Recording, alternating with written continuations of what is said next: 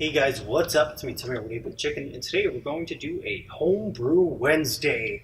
So let's get it on.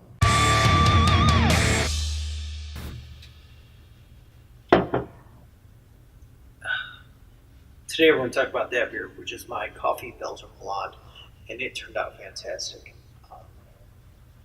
We'll get to the tasting in a little bit. First I want to talk about something I'm trying to do or getting ready to start up. I'm pretty close, I almost have all the pieces.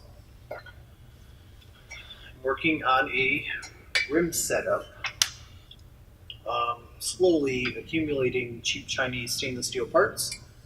These are not cheap Chinese. I just got a really good deal on these two 2.5-inch triclover tees. Actually, I got 3 of them for $12 on eBay, which is a killer deal.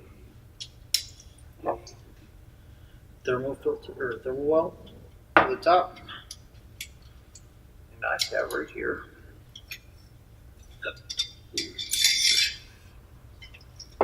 heating element. Have more of these on the way, but this is I found this on eBay. It's a 120 volt, 1500 watt heating element. I'm going to use the Inkbird as a new temperature controller that I saw over on Short Circuit Brewers video, which maybe it'll pop up right here.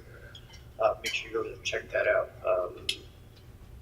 On that, it's like $100, and you could for like a pump switch, and it controls your pump, and it controls your temperature.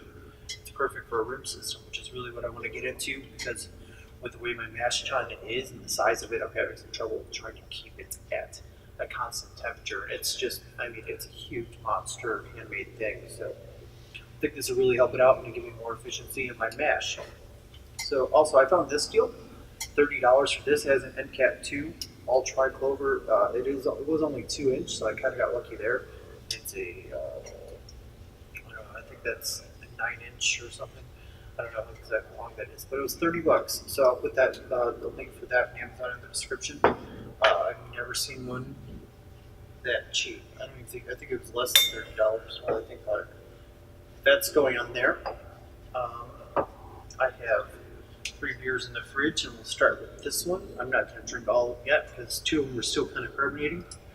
The head is dissipated on this, but I will cut over right now, and you will see some videos on what it looked like when I first poured it.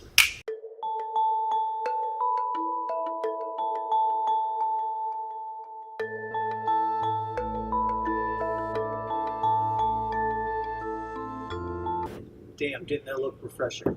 I'm really happy with this beer.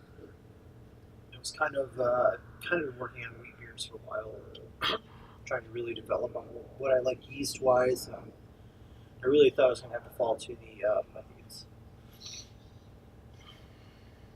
I don't want to quote the wrong, it's Trappist yeast by White Labs. I've noticed that gets the most banana flavor. And I tried your standard Hefeweizen from White Labs. I tried Mangrove Jacks. I had some luck with white yeast a few years ago, and I could never really get anything. But on a whim, I bought Hefeweizen 5 just to see. I saw it had more banana flavors in it. So I tried really hard to ferment this as best as I could. I have some seedling heating mats around my thing, I would tape. And, it kind of stayed right around 68 to 70. So I got lucky there. And so I really wanted to find a really good yeast I liked for wheat beers. And I think I finally found it. I think it's Hef 5. I think it's what it is by White Labs. So I recommend that yeast. First off, that's the yeast I used. My grain bill was flaked oats, 2-row Munich. I always add Munich and everything because I love the texture Munich adds flavor-wise. I guess it wouldn't be a texture, it's a flavor. Candy sugar and white wheat. So that was my grain bill. Then I used just Hallertauer. I think I did 2 Hallertauer additions. One at, let's see.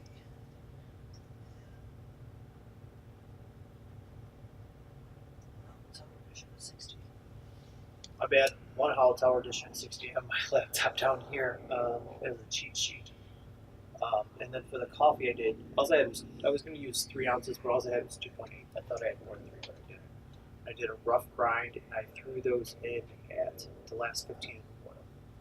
So Now you're not, you don't get an overwhelming coffee flavor from that, which isn't what I want. When I flavor my beers, I like to really something mellow. You know, I like the beer to be the primary option, not like I'm drinking a bunch of coffee. I want to drink coffee. I drink coffee. I want something a little bit different. What I wanted with this beer was a nice sweet mouthfeel with the yeast and the banana, with the hints of clove, and a residual sweetness from the dark candy sugar, and then you get a nose of coffee and an aftertaste of coffee. And I think I really pulled that off successfully on the first try. So I'm going to go ahead and describe the nose and the taste and all that good stuff, and you guys can watch. And I got my wine Stefano glass. Like I said, you're getting a lot of coffee and it's sweet smelling, but you're also getting the banana right in the front. It's a real nice blend of coffee and banana. I think the sweetness is really coming from the banana and the nose. So as you see, it's got a semi nice lacing. Pretty solid beer. The color is a nice light, dark straw color. What you would expect from a wheat beer, very light in color, nothing too crazy. I'm going to go ahead and give you a flavor profile.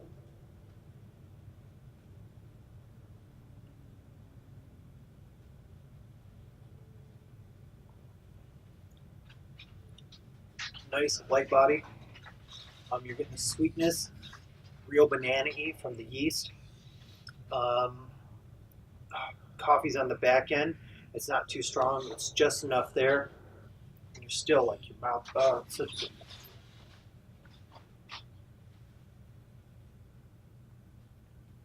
Yeah, back end on the coffee. Um, a lot on the nose. Mixed in with the banana. It's a really, really nice light beer. And I will be brewing this again soon. So I went ahead and named this beer Common Grounds. Grounds as in coffee. Um, this is hopefully going to be brewed in a brewery that I intern at hopefully this summer if I can talk them into it. So, whatever. Long story short, that's the main purpose of this beer. I'm really happy the way it came out. Super successful in my opinion. The coffee is nice. I hit everything the way I wanted to right off the rip. This beer is awesome. So now we're not talking about this beer. I really love this beer and I'm going to brew it again very soon. And I'm not going to put it away because I'm going to keep drinking it. What else? Peach Pilsner. I've been working on a peach Bohemian Pilsner. I brewed in the How to Brew a Pilsner video. That was the beer that I brewed. And that link will pop up here. I always get this pointing thing wrong. I actually think it's over here. So I did a Bohemian Pilsner. It was Saaz, Galena, and Palisade hops. It's almost done carbonating, so maybe next week it will be that beer. I don't know. We'll see. I'm getting kind of swamped to try and keep up with kids, and then the garden's starting, and I got to start doing homebrew Homestead Mondays. Excuse me, which might end up just being quick live videos on Monday. Let me know if that's an idea that you like, and I can just kind of like walk you around when things are growing and show you stuff via my phone. So back to the peach pilsner, kept out about 4.5, which is what I want, somewhere between 4.5 and 5. Also, this is I think it's 5.2. This beer is 5.2. It came in a little low, which all my beers have been coming in a little low, and I think it's because the efficiency of my mash, I'm not getting it. So I need to calibrate my stuff through BrewSmith. I've been too lazy to do that, and I think with the rims, I'll be able to keep a constant temperature and fix those problems. Sorry, I'm jumping everywhere. So back to the peach pilsner, Saaz, Galena, and Palisade. Saaz were the first editions. I think they were at 60 and 30, and then Galena and Palisade were late additions. The reason I used Galena and Palisade is because they had stone fruit flavorings, so with the peach, I thought it would be a really nice blend.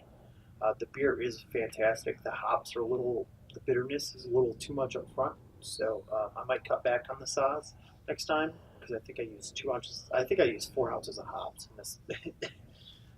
in this pilsner, which is I based it off a Bohemian style recipe that actually called for 4 ounces of Saaz hops. So with a lower AA lower alpha acids and the galena and pallicides, I should be fine. But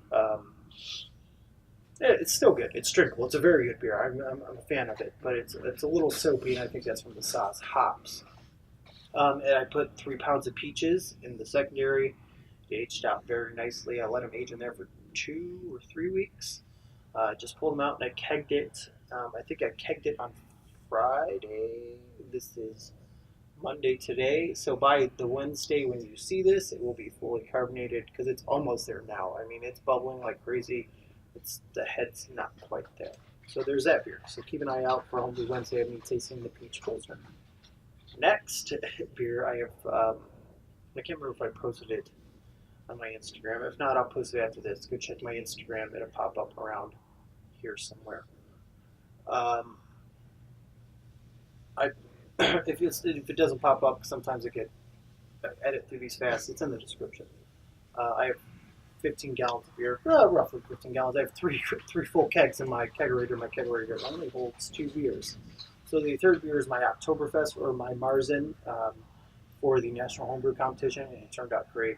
The alcohol is a little higher than expected. It's at 8.7. I was kind of this one, of course, actually gets where it needs to be. It's at 8.7, and I kind of wanted to be in the 7.5, 7.9 range. So I really got the sugar out of that one. I think that could be because I did 90-minute mashes. I think the mash was actually longer than 90 minutes because I really wanted to hit the nail on the head on the original gravity. So, and it went off with a bang. I used the Czech lager yeast because I have that on hand. I'm not sure how much I can actually give away with contest rules. I haven't really read into them too much. But that's also carbonating. That got carbonated yesterday. And Sunday, so Wednesday when you see this, it'll be 4 days, and that will be close. So those beers are all killer. I'm really excited to do the taste test. The Oktoberfest or Marzen's going in the National Homebrew Competition. I'm shipping out 2 or 3 bottles of that to be judged March 18th. And then if I get past the first round, which I hope, fingers crossed, we'll go on to the final round in June. So it's a really good beer. I really enjoy that beer. I call that beer Hammerschlagen. The peach pilsner is called 1121 for long story. I don't really want to talk about it, but yeah, Hammerschlagen. If you're familiar with the game, it's a good German beer and a good German drinking game involving hammer and nails, right? So safe. So other than that, Sunday I brewed another pilsner. This is the most lagers I've ever done, ever really this close. I think I've actually only ever done 2 or 3 other lagers. So I've done 3 lagers in a month span, and this next one is for a collaboration coming up. So make sure you guys check that out. It's coming out in May because you'll see. I'm doing a collaboration, and it's going to be an oak-aged pilsner, very specific to a time period, and that's the only hint I will give you. So that beer is going to be sometime in May. It's going to be a grain to glass. So you'll be able to see the whole step in the brewing. My son Pete gets in the video a little bit. Just good time, having a good time. And then you'll see me oaking the beer and kegging it, maybe or maybe not kegging it, and then final taste test. And I'm going to send a couple of them off for the other person who taste tested I'm collaborating with. So keep an eye out for that in May. Now, I have another collaboration coming up with Drunken One and Craig Newberger. If you guys don't know who those guys are, their channels will be in the description below. Craig puts out great videos. He's kind of a no bullshit dude, and I love it. And Drunken One also puts out gardening and homebrewing stuff. Everyone knows the Drunken One. He's a great guy. I talk about him all the time on this channel. I came up with this idea because I have a bunch of extra specialty malts, and I'm going to send Craig and Drunken One specialty malts to make a beer a certain color, and they can only add a base malt, a yeast of their choice, and the hops of their choice, right? So it's still pretty open. But we're all going to brew the same beer with the same specialty malts. Or not the same beer, a beer with the same specialty malts, and then we're going to kind of swap the beers and see creatively what we come up with. So keep an eye out for that as well. I won't talk your head off any longer. I know I've been rambling on, but it's been a while since I homebrew Wednesday, right? Oh, side note on Homebrew Wednesday slash gardening, I trimmed up my grapes, so hopefully this year I'll get enough to do a small batch of grapes with some wine. As always, make sure you guys like, comment, subscribe. Sorry I've been kind of slow, just super slammed and busy. And cheers!